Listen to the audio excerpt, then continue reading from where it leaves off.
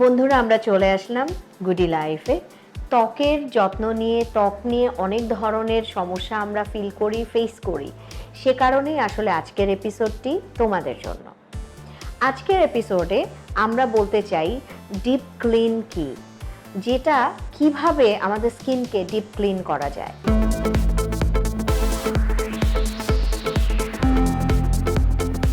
ত্বক পরিষ্কার করি না এমন মানুষের সংখ্যা খুবই কম আছে, কিন্তু হ্যাঁ, যারা ত্বক পরিষ্কার করি আমরা ফিল করছি আমি খুব সুন্দর করে পরিষ্কার করছি, আসলে কি এটা ডিপ ক্লিন হচ্ছে সে বিষয়টি সম্পর্কে আমাদের ধারণা খুবই কম আছে। আমাদের দেখতে হবে যে আমাদের স্কিনে ড্রাই সেলগুলো প্রপারলি ক্লিন হচ্ছে কিনা। একই সাথে দেখতে হবে যে আমার যে লোমকূপ আছে সেগুলোও ক্লিন হচ্ছে কিনা। সো এটা কিন্তু আমি নর্মালি ফেস ওয়াশ দিয়ে ক্লিন করে দেখতে পাবো না, এই কারণে এটাকে ডিপ ক্লিন করতে হবে। আর ডিপ ক্লিন প্রফেশনালস মানুষরাই কিন্তু খুব সুন্দর করে করতে পারে, সেই কারণেই আমরা সাহায্য নেই প্রফেশনালসদের।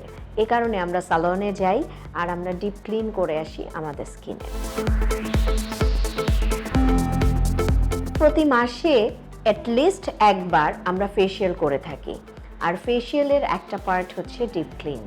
সো ফেসিয়াল আমাদের মাসে একবার করতেই হবে। 18 বছর বয়সের পর থেকে আমরা সবাই ফেসিয়াল করতে পারি, এবং অবশ্যই আমরা ফেসিয়ালটি একবারের জায়গায় মাসে দুবারও করতে পারি। এতে আমরা বেশি ভালো থাকবে আমাদের স্কিন।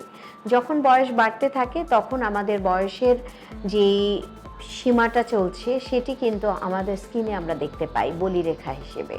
সো আমরা যদি মাসে দুবার করে প্রতি 15 দিনে একবার করে ডিপ ক্লিন করি বা ফেসিয়াল করি, তাহলে কিন্তু আমাদের এই যে সময়ের সাথে সাথে বলিরেখা সেটা কিন্তু আর আসবে না, এবং আমরা আমাদের স্কিনকে সুন্দর করে পরিষ্কার করতে পারি।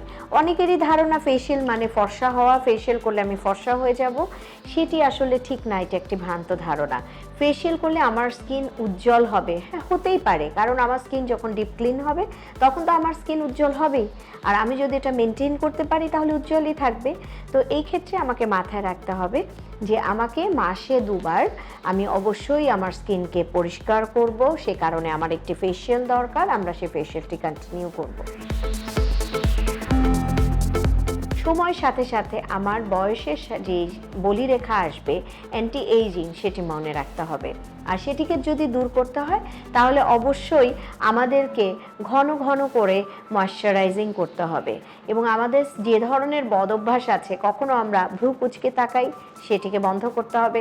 কখনো আমরা এমন কোনো বদ অভ্যাস যেটি আমার স্কিনে ভাঁজ ফেলতে হেল্প করে, সে সব ধরনের বদ অভ্যাসগুলোকে দূর করতে হবে। লাইক আমরা তাকালে অনেক সময় কপাল কুঁচকে চোখ বড় করে তাকাই যেন কপালে ভাঁজগুলো পড়ে যায়। সো এই ধরনের সব অভ্যাসগুলোকে দূর করতে হবে, আর সেটি মনে রেখে আমাদের ঠিক সেই জায়গার স্কিনে ময়শ্চারাইজার খুব সুন্দর করে ম্যাসাজ করতে হবে, এবং এটি আমরা রেগুলার বেসিসে যদি করতে থাকি তাহলে আমাদের এইজ লেভেলটাও, মানে দাগ যেটা দেখা যাচ্ছে সেটা দেখা যাবে না। বয়স তো হবেই, সেটাকে মেনেও নিতে হবে এবং সেটাকে এনজয়ও করতে হবে, বাট সেটিকে মানে হতাশার সাথে না। আমি বয়স হয়ে যাচ্ছে, দাগ হয়ে যাচ্ছে, তো মানুষ আমাকে বলবে আমি এজেড হয়ে গেছি, সেটা না। বয়স হয়ে যাচ্ছে, দাগও আসবে, কিন্তু সেটা আমি হতাশাগ্রস্ত না হয়ে সেটাকে আমি এনজয় করব। আমার দেখো অনেক বয়স বাট দেখা যায় না, সো সেটি অনেক সুন্দর। আর সে কারণে আমাদেরকে ত্বকের যে যত্ন সেটি নিতে হবে রেগুলার বেসিস। এই জায়গাটিতে আমরা যেন অবহেলা না করি। ত্বকের বাহ্যিক যত্নের পাশাপাশি আমাকে ত্বক ভালো রাখতে হলে খাবারের দিকেও মনোযোগী হতে হবে।